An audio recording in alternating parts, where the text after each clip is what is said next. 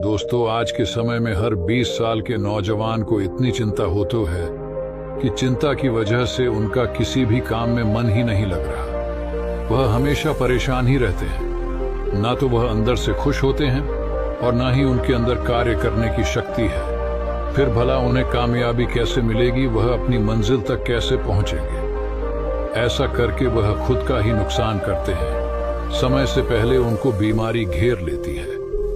वो अपनी जिंदगी में हमेशा चुप रहते और खोए हुए रहते हैं। ऐसे में भला वो क्या कुछ बन के दिखा सकते हैं, मैं आपको एक कहानी के माध्यम से बताने वाला हूं। दोस्तों, एक समय की बात है। गौतम बुद्ध से उनके एक शिष्य ने एक बार पूछा कि महात्मा, क्या ऐसा संभव है जो मैं मेरे मन में सोचूं, वह सारी चीजें अपने आप मुझे मिलना शुरू हो जाए। बुद्ध बोले, ऐसा संभव तो है, लेकिन क्या इसके लिए तुम यह दो चीजें कर पाओगे? शिष्य बुद्ध से बोला, क्या सच में ऐसा संभव होता है? अगर हां तो महात्मा मुझ पर कृपा कर मुझे बताइए, ऐसा होना कैसे संभव है? मैं इसके लिए कुछ भी करूंगा। बुद्ध शिष्य से बोले, तो सुनो, तुम अपने मन में जो चाहो वह तुम्हें मिलने लग जाए। इसका पहला उपाय यह है कि तुम्हें अपने मन को अपने नियंत्रण में लाना सीखना होगा। जब तुम्हारा मन पूरी तरह से तुम्हारे काबू में आएगा, तब उस दिन तुम्हें अपनी मनचाही चीजें मिलना शुरू होंगी। शिष्य बुद्ध से बोला, लेकिन गुरुजी, मन को वश में कैसे लाया जाता है, और इस समस्या का दूसरा उपाय क्या है? बुद्ध शिष्य से कहते हैं, मन को वश में लाने का सबसे पहला और महत्वपूर्ण उपाय अपनी इंद्रियों को संयमित करना होता है। तुम्हारी पांचों इंद्रियां जब तुम्हारे वश में होंगी, तभी तुम अपने मन को वश में करने में कामयाब हो पाओगे। नहीं तो कभी मन को काबू नहीं कर पाओगे। शिष्य कहता है, हे गुरुदेव, आप कहते हो कि इंद्रियों को काबू में करने से हमारा मन हमारे काबू में आएगा, और फिर जो मैं मेरे मन में सोचूं वह चीज मुझे मिलने लगेगी। लेकिन गुरुदेव, इंद्रियां तो मेरे काबू में है। मैं जैसे चाहूं वैसे अपने हाथों को, आंखों को या फिर पेड़ों को हिला सकता हूं। फिर मुझे जो चाहे वो चीजें क्यों नहीं मिल पाती हैं? इस पर बुद्ध अपने शिष्यों से कहते हैं, बालक, तुम अपनी पांचों इंद्रियों की क्रिया के बारे में अपने मन में विचार कर रहे हो, लेकिन अपनी पांचों इंद्रियों को अपने काबू में रखने का असली अर्थ यह है कि तुम्हें किसी भी भौतिक चीज का मोह नहीं रहना, अर्थात भौतिक चीजों की इच्छा न करना। परंतु जब मनुष्य के मन के अंदर अलग अलग प्रकार के मोह उत्पादित होते हैं, तब उसका मन उन चीजों को देख दुखी होता है, जिस वजह से वह व्यर्थ की चिंता में फंसता चला जाता है।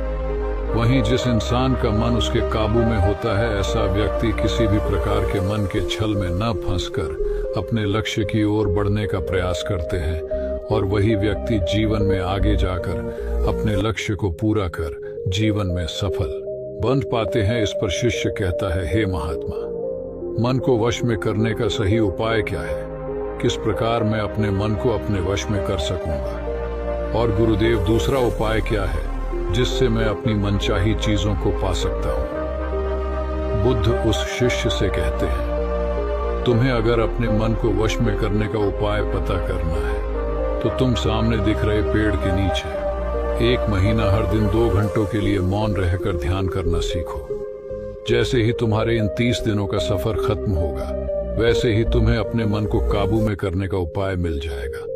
जिस दिन तुम्हें अपने मन को काबू में करने का उपाय पूरी तरह से हो गया, उसी दिन से तुम अपने मन में जिस भी चीज का विचार करोगे, वही चीज तुम्हें प्राप्त होना शुरू होगी। अगर तब तुम पैसे के बारे में या फिर संसार में मौजूदा किसी भी चीज के बारे में अपने मन में विचार करते हो, तो वह विचार तुम्हें अपनी मनचाही चीज को प्राप्त करने में तुम्हारी मदद करेगा। पर इसके लिए तुम्हें अपने मन को वश में कर पाना अत्यंत जरूरी है। जब तुम अपने मन को वश में कर लोगे, तभी मैं तुम्हें दूसरे उपाय के बारे में बताऊंगा। शिष्य बुद्ध को प्रणाम कर कहता है, यह तो काफी आसान कार्य है। 1 महीना ही क्या, मैं 1 साल तक 2 घंटे उस पेड़ के नीचे बैठ सकता हूं। आप मुझे आज्ञा दें। कल से ही मैं ध्यान में बैठने के लिए तैयार हूं। बुद्ध शिष्य से बोले, ठीक है, तुम पहले 30 दिन उस पेड़ के नीचे मौन रहकर ध्यान करके बैठकर दिखा दो, फिर हम आगे बात करेंगे। उस शिष्य को लगता है गुरुदेव ने तो मुझे बहुत ही आसान कार्य सौंपा है, इसे तो मैं आसान पूर्वक कर सकता हूँ, इसमें कौन सी बड़ी बात है। 1 महीना पेड़ के नीचे ध्यान ही तो लगाना है, इससे मैं आसानी से कर सकता हूँ। शिष्य दूसरे दिन गौतम बुद्ध को प्रणाम कर उस पेड़ के नीचे मौन रूप से बैठ गया। 3-4 दिन तक ऐसे ही चलता रहा। शिष्य हर दिन बुद्ध के पास जाता है, उनको प्रणाम करता और उस पेड़ के नीचे जाकर मौन रूप से ध्यान करना प्रारंभ करता। लेकिन जब छठे दिन रोज की तरह शिष्य उस पेड़ के नीचे बैठने गया, तब उस समय उसका मन बेकाबू होने लगता है। उसके मन में अलग अलग चीजों के विचार आना शुरू होते हैं।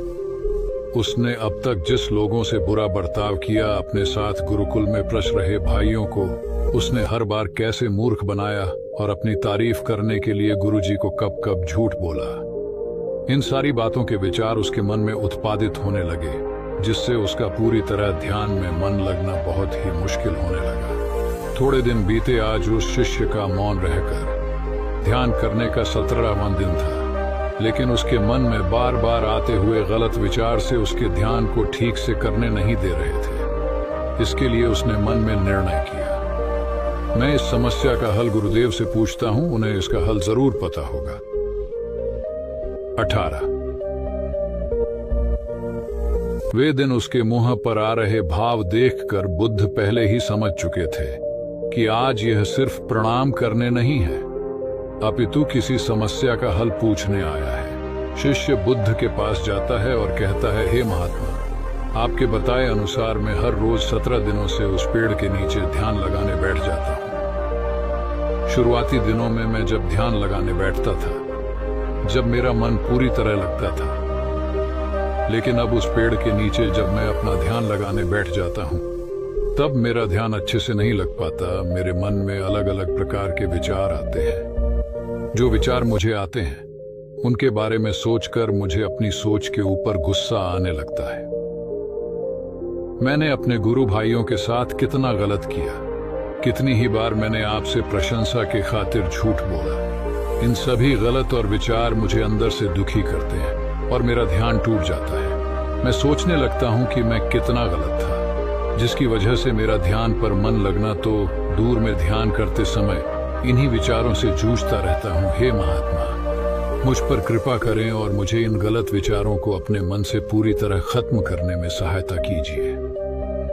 बुद्ध शिष्य से कहते हैं, तुम्हें जब मैंने पहले दिन मौन रहकर पेड़ के नीचे बैठने के लिए कहा था, अब तुम्हारे मन में किसी भी प्रकार के विचार नहीं आ रहे थे, लेकिन अब 18 दिन बीतने के बाद तुम्हारे मन में अपनी गलतियों के विचार उत्पादित हो चुके, जिसका कारण एक ही है। जब तुम अपने गुरु भाइयों के साथ मस्ती करते थे और सबको अपनी तारीफ करने के लिए झूठी कहानियां सुनाते थे, तब तुम शांत रहे, अपने मन से बातें न कर पाए।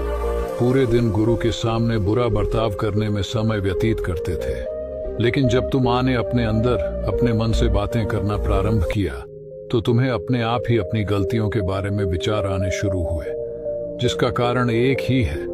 व्यक्ति अपने आप से किसी भी सवाल को पूछता नहीं है। लोग शांत रहकर खुद से बात करना पसंद नहीं करते और दूसरों से अपनी समस्याओं का हल पूछकर उदास होते हैं। जब इंसान अपनी किसी भी प्रकार की समस्या का हल शांत रहकर अपने आप से पूछता है, तो उस वक्त उस व्यक्ति की बुद्धि खुद ब खुदा उस इंसान को बताना शुरू करती है। जब तुम अपने आप से बातें करना प्रारंभ करते हो, तब तुम्हें खुद की अच्छाइयां और बुराइयां दोनों दिखना शुरू होती है, जिसका फायदा तुम्हें भविष्य में होना शुरू होता है। यानी जब तुम्हें अपनी गलतियां दिखती हैं, तब तुम उन पर शांति से काम कर अपने आप ही आगे बढ़ना शुरू कर देते हो। क्यों? जिनस वजह से तुम अपने मन में जिनस भी चीज को सोचते हो, उस चीज को प्राप्त करने का रास्ता तुम्हारी बुद्धि तुम्हें दिखाना शुरू कर दी है। बौद्ध कहते हैं, इसलिए मैंने पहले ही दिन तुम्हें बताया था, जैसे जैसे तुम शांत रहकर अपने मन से विचार करना शुरू करोगे, वैसे वैसे तुम्हें अपनी मन चाहे चीजें मिलना प्रारंभ होंगी। बुद्ध शिष्य से बोले, गुरुदेव, आपने मुझे दूसरा उपाय बताने का भी वादा किया था। मुझे लगता है वह उपाय इससे आसान होगा।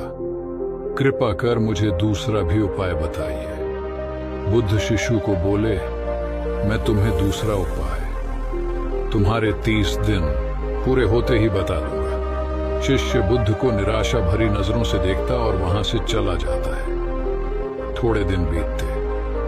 आज उस शिष्य के 30 दिन पूरे हो चुके थे। शिष्य बुद्ध के पास चला जाता है और बुद्ध से पूछता है, हे गुरुदेव, मुझे मेरा मन इतना हल्का क्यों लग रहा है?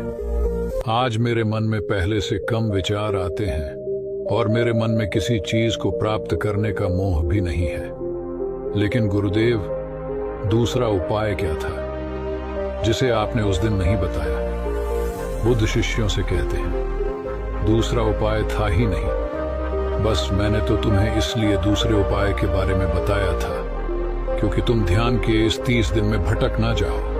तुम अपने ध्यान के इन दिनों पूरी तरह से खत्म कर पाओ, जिससे तुम्हें अपने अंदर की आवाज को पहचानने में मदद हो और तुम जान सको कि ऐसा संभव जरूर है कि जो तुम चाहो वह तुम्हें मिल सकता है। लेकिन अपने मन को वश में करने के बाद इसके रास्ते और भी ज्यादा आसान हो जाते हैं। इसलिए इंसान का मन अगर उसके वश में हो तो वह अपनी मनचाही चीज को प्राप्त करने में समर्थ रहता है। वह कहते हैं, ना मन के जीते जीत और मन के हारे हार। इसलिए मन को काबू में करना सीखो, शांत रहो, हर दिन ध्यान करो, एक्सरसाइज करो, तभी तुम्हारी दिनचर्या बदलेगी। जब तक तुम अपने मन को शांत नहीं कर लेते तब तक तुम जीवन में कुछ भी नहीं पा सकते। कुछ पाने के लिए मन का शांत होना जरूरी है और तब तुमको हर वह चीज मिलेंगे जो तुम सोचोगे। फिर वह चीज चाहे कुछ भी क्यों ना हो, आपको वो एक दिन जरूर मिलेगी। दोस्तों, गौतम बुद्ध की इस कहानी को आप अपने परिवार या मित्रों के साथ शेयर करके उन्हें भी बुद्ध के ज्ञान से अवगत करा सकते हैं। बाकी अगर ये कहानी आपको अच्छी लगी हो तो इस वीडियो को लाइक करें और ऐसी और कहानी सुनने के लिए को सब्सक्राइब करें। तब तक मिलते हैं हम आपसे ऐसी ही एक और प्रेरणादायक कहानी के साथ अगले दिन। धन्यवाद।